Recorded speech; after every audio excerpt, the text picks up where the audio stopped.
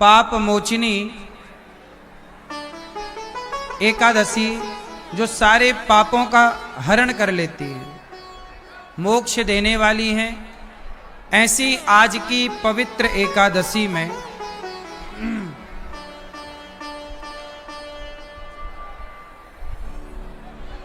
इस एकादशी को जो लोग एकादशी का व्रत करते हैं, जो लोग एकादशी में भगवान का पूजन करते हैं, वह सारे पापों से मुक्त कर देती है एकादशी। इसलिए एकादशी का एक नाम है पाप मोचिनी, एकादशी का एक नाम है मोक्षदा, है ना। तो एकादशी कभी पाप का विमोचन कर देती है और जब पाप का हरण कर लेती है, पाप समाप्त कर देती है, पाप को नष्ट करने वाली एकादशी। जो भक्त पाप को अपने पुण्य से नष्ट नहीं कर पाता, वह एकादशी का व्रत करे। एकादशी का पुण्य इतना है कि कितना भी बड़ा पाप हो, एकादशी के पुण्य से वह पाप नष्ट हो जाता है। आज एकादशी की पावन तिथि है। हमारी मैया पुष्पा मैया कथा का श्रवण करने अहमदाबाद से आई हैं। दलानिया परिवार की ओर से आपके स्वर्गीय पति स्वर्गीय श्री शिव कुमार जी, आपकी स्मृति में आज एकादशी के पावन पर्व में हम सब वृंदावन बैठे हैं और भागवत सुन रहे हैं पूर्वजों के लिए। मैया हमारी पुष्पा मैया, अच्छा लग रहा है आपको, परिवार को, सबको? आप खुश हैं? आप सदा खुश रहें, आप प्रसन्न रहें, यही हम सबकी कामना है। हमारे भैया श्रीमान तुषार दलानिया जी जो प्रेम पूर्वक कथा का रसपान अपनी माँ को करा रहे हैं, अपने पूज्य स्वर्गीय पिताश्री को करा रहे हैं। एक अच्छा पुत्र होना कोई आपसे सीखे कि एक अच्छा बेटा कैसा होता है। हर पुत्र को अपने, देखो माँ बाप का पैसा तो सारे पुत्र रख लेते हैं, बहुत सारे माँ बाप की संपत्ति तो बहुत बेटे बांट लेते हैं, माँ बाप का धन वैभव तो बहुत बच्चे रख लेते हैं, पर माँ बाप के लिए से श्रेष्ठ कर्म कोई आप जैसे कुछ बच्चे ही कर पाते हैं। हजारों बच्चों में, हजारों बेटों में इस कलिकाल में ऐसे बेटे कम हैं। कुछ बेटे तो ऐसे होते हैं, मुझे आपको देख के याद आ जाती है कुछ बेटों की। एक बेटा, एक माँ आई मेरे पास, बहुत पुरानी बात है पर आपको देख के याद आ गई। एक माँ आई मेरे पास, उन्होंने यहाँ की सेवाओं में ना एक वृद्ध माँ को गोद लिया कि हमारी ओर से हम पुण्य करना चाहते हैं, एक वृद्ध माँ को गोद लेना चाहते हैं, साधु संतों को थोड़ा भोजन बंटवाना चाहते हैं। तो बेचारी माँ ने चुपके से पैसे बचाए होंगे, स्त्रियां थोड़ा थोड़ा जोड़ लेती हैं पैसा। तो मैया ने 21,000 रुपए का दान किया कि हमारी तरफ से ये एक माता गोद लेंगे और माँ को सदा भोजन मिले, हमारी तरफ से हमें भी पुण्य मिले। कुछ साधु सेवा उसने माँ ने की कि साधु संतों को भोजन बंटवाइए। हमने कहा ठीक है, पर उस माँ ने कहा कि हमारे बेटे को पता ना लग जाए। अच्छा, संग में उसका बेटा ही आया था लेकर, पर वो बेटे से बचते बचाते दूर से आई जल्दी दान करने, पर बेटा भी बड़ा चतुर, उसने माँ को दान करने का वीडियो बना लिया। अब दान कर तो चली गई माँ, दान करके चली गई। माँ ने रसीद नहीं ली इस डर से कि कहीं बेटा को पता ना लग जाए, क्योंकि बेटे को पता लगेगा तो वो कहेगा कि तुम पैसा फूंक के आ गई। अब वो माँ जब घर गई तो बेटे ने वीडियो दिखाई, देखो माँ तुम इतना पैसा वहां दे के आ गई, हमें देती। तब माँ बोली तुझे अभी 8 एकड़ जमीन तो दी है मैंने, 8 एकड़ जमीन थी, वो एक ही बेटा था तो बेटे को पूरी जमीन दी। अब बेटे ने इतना टॉर्चर किया माँ को, इतना परेशान किया कि वो तीसरे दिन माता फिर आ गई। महाराज मैंने बोला माँ आ गई, बताओ क्या हुआ। बोले महाराज जी वो पैसे जो हमने दिए थे वो वापस कर दो। हमने कहा ये लो, तुरंत हमने माँ के पैसे वापस किए। हमने कहा ये रहे आपके 21,000 और ये रहे जो आपने साधु सेवा के लिए 1100 रुपए दिए थे वो, ये लो। उस माँ ने पैसे लिए तो पर रोती रही। मैंने कहा माँ रो क्यों रही हो, पैसे तो मिल गए आपको। बोले महाराज बेटा मैं दान करना चाहती हूं, लेकिन मेरा बेटा मुझे जीने ना देगा, कहता है कि तुमने पैसे बर्बाद कर दिए। कौन समझाए आज की औलाद को कि किसी भूखे को भोजन कराना ये बर्बादी नहीं है, यही जीवन की सार्थकता है कि आपने किसी को भूखे को भोजन करा दिया। मैंने कहा मां तुम्हें पूरा पुण्य मिलेगा, तुमने दान किया है, तुम्हारी भावना आज भी दान की है। वो मां बोली कि मैंने 8 एकड़ जमीन इसके नाम कर दी, इतना दिया लेकिन अब ये मुझे दान तक नहीं करने देता। तो एक औलाद वो है जो अपने मां को दान किया पैसा वापस ले लेते हैं, और एक तुषार जैसे बेटे हैं जो अपनी मां को लाकर सब परिवार के बीच में भागवत सुनवा रहे हैं, मां के हाथ से हर पुण्य का कार्य करा रहे हैं। यही पुत्र का धर्म है, वरना ऐसी औलाद किस काम की। इसलिए हम आप लोगों से कहते हैं जीते जी अपने हाथ से दान पुण्य करो, क्योंकि सारे पुत्र अच्छे हों ये भी आवश्यक नहीं है, ये तो संस्कारों की बात है। ज्यादा पुण्य करने लग जाओ आप तो बच्चे कई बार सोचने लगते कि मां तो पैसे बर्बाद कर रही है। तुम्हें कितना दे दिया वो तुम्हें याद नहीं है कि तुम्हें करोड़ों की प्रॉपर्टी दे दी, सारा जीवन दिया, और हम कहते हैं माँ बाप कुछ भी ना दें तो ये जो जीवन दिए हैं ना शरीर, इसका भी तो हम मूल्य नहीं चुका सकते। इसलिए कभी भी अपने माँ बाप के प्रति ऐसी भावना नहीं रखनी चाहिए। यदि उनका मन तीर्थ यात्रा करने का है तो पुत्र का धर्म है कि सहर्ष वो माँ को तीर्थ यात्रा कराए। माँ का मन भागवत सुनने का है तो बेटा का कर्तव्य है कि वो माँ को भागवत सुनवाए। जो माँ का मन है, जब माँ ने हमारी मन का हलवा बना बना के खवाया, जब माँ ने हमारी पसंद का ख्याल रखा, तो आज माँ की कुछ पसंद है तो हम क्यों ना पूरी करें, क्यों ना माँ की इच्छा पूरी करें। यही पुत्र का परम धर्म है, हर बेटे को ऐसा ही होना चाहिए, तुषार भैया के जैसा। आपकी धर्म पत्नी श्रीमती कंचन दलानिया जी, पूरा दलानिया परिवार, आपके सुपुत्र, क्या नाम है भैया का, है मिहिर, मिहिर। तो आपके पुत्र को भी यही संस्कार आपसे। देखो आप लोग भागवत सुन रहे हैं ना, सिर्फ भागवत नहीं सुन रहे हैं, जो पढ़ाई आपके बच्चे कॉलेज में यूनिवर्सिटियों में ना पढ़ पाएंगे वो 7 दिन में यहां पढ़ लेंगे, 7 दिन में सीख लेंगे वो। आज गलती कहां हो रही है, माँ बाप प्रॉपर्टी तो बच्चों को दे रहे हैं पर माँ बाप संस्कार नहीं दे पा रहे हैं, और संस्कार आप नहीं दे पाओगे, समझो। इसलिए हमारे सनातन धर्म में गुरु परंपरा है।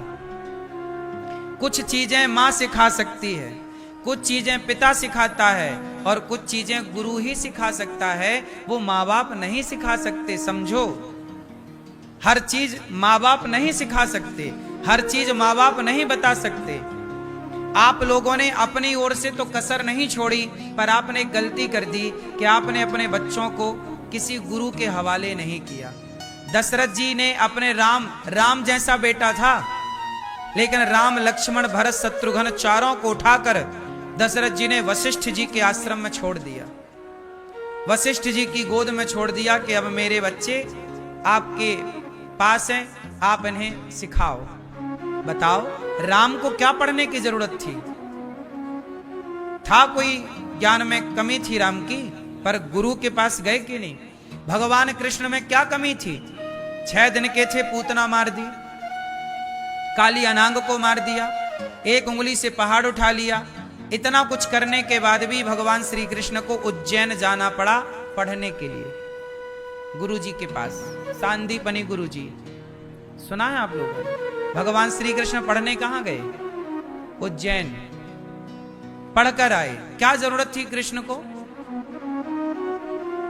बस मेरी मां आप लोगों ने चूक कर दी, गलती यहां कर दी कि आप लोगों ने अपनी तरफ से मां बाप वाले संस्कार तो बढ़िया दे दिए, लेकिन आप लोगों ने बच्चों को एक अच्छे गुरु तक नहीं पहुंचाया।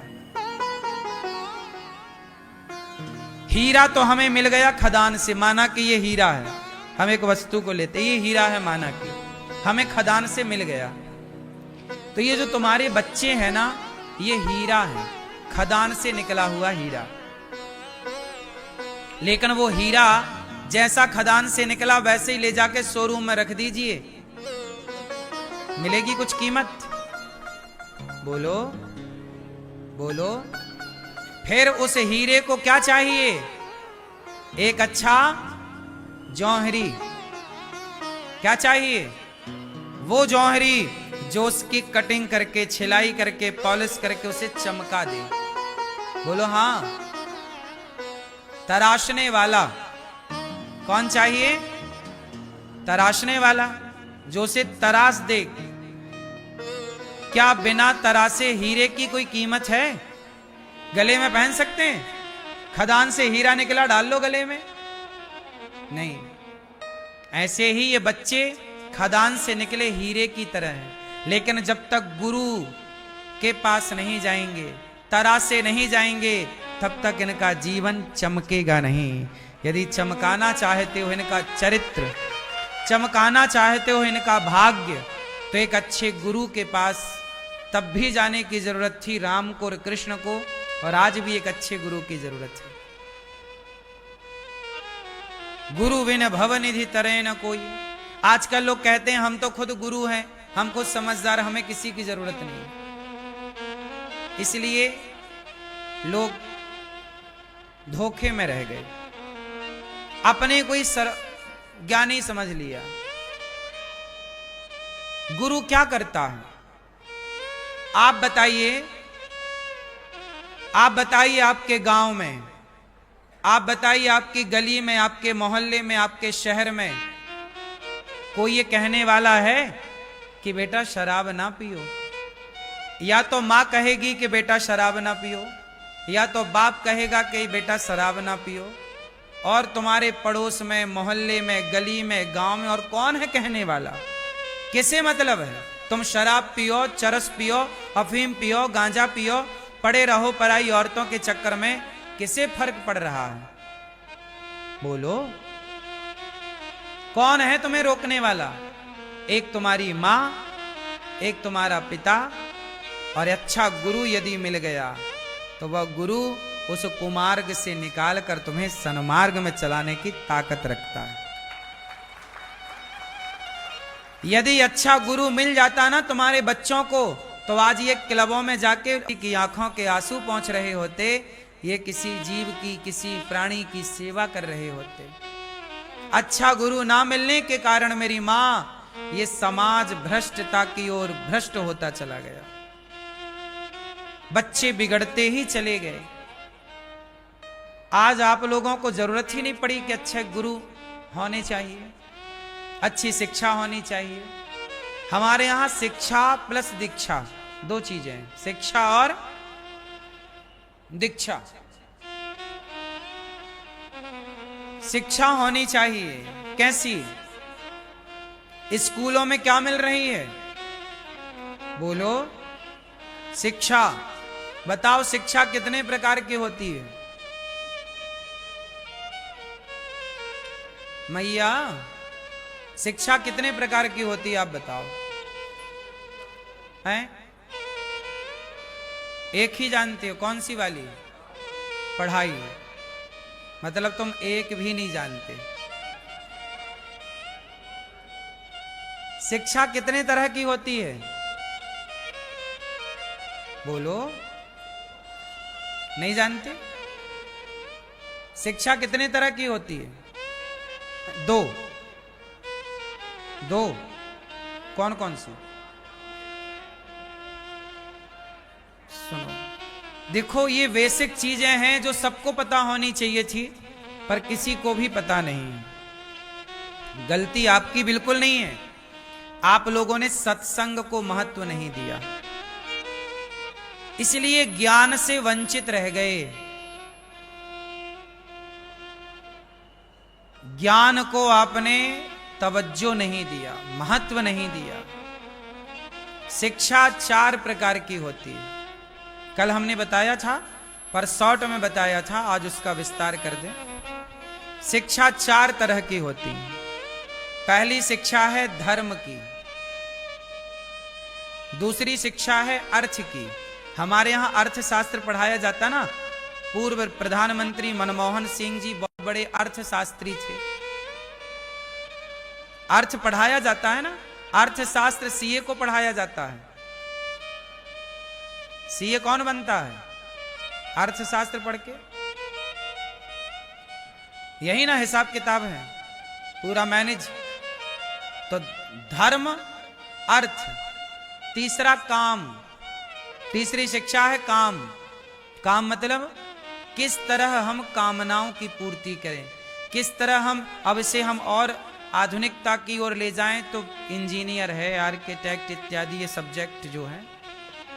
धर्म की शिक्षा, धर्म की शिक्षा जब होगी, जब धर्म का ज्ञान होगा तो अर्थ आएगा। अर्थ मतलब पैसा। फिर काम, फिर कामनाएं पूरी होंगी, अपने लिए महल अटारी बनाओगे। अर्थ होगा तब ना महल अटारी होंगे।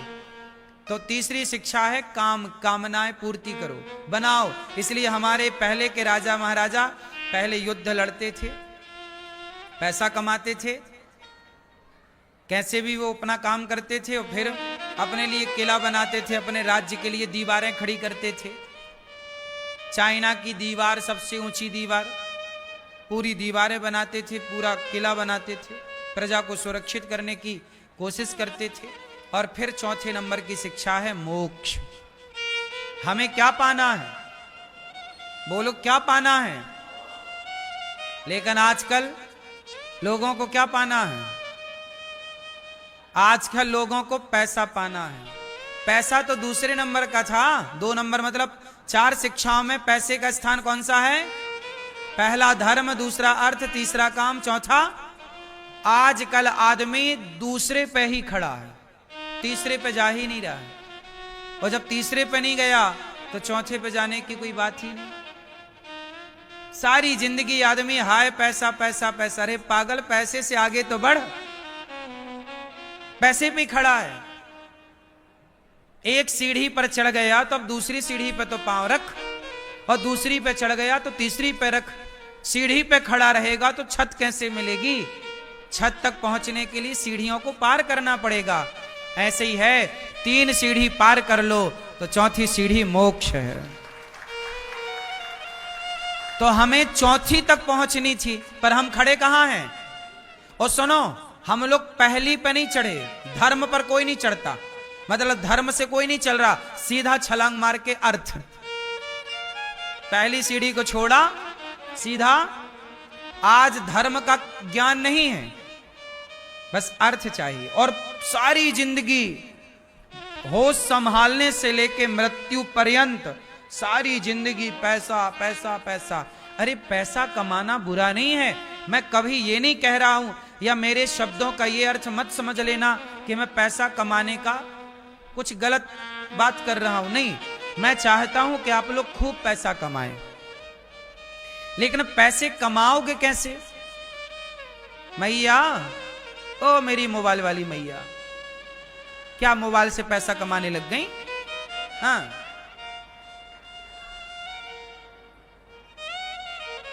सुनो, पैसा कमाने के लिए क्या करना पड़ेगा?